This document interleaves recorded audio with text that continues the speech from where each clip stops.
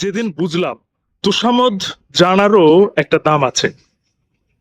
তুমি একটু মানুষ চিনতে শেখো আর দু চারটা ভালো কথা বলতে শেখো, জীবন অনেক সহজ হয়ে যাবে।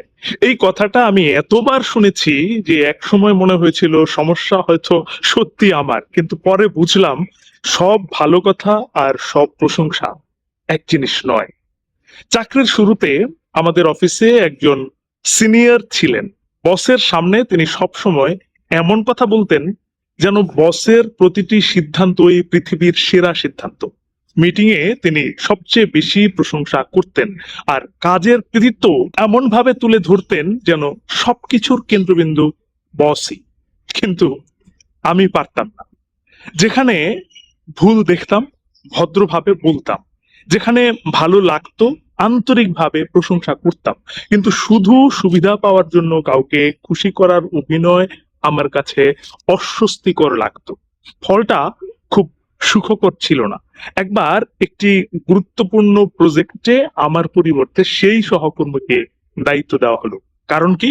সেটা কেউ বলেনি, তবে অফিসের করিডোরে অনেকেই ফিসফিস করে বলছিল কাজের চেয়ে সম্পর্ক ম্যানেজ করাটাই বেশি জরুরি।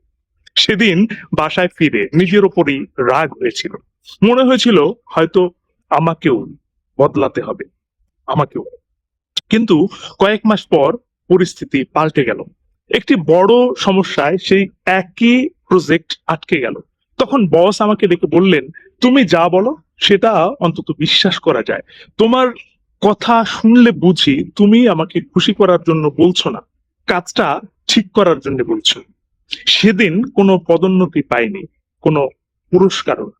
কিন্তু নিজের ভেতরে এক ধরনের শান্তি পেয়েছিলাম। বুঝেছিলাম তোষামোদ সত্যিই এক ধরনের শিল্প।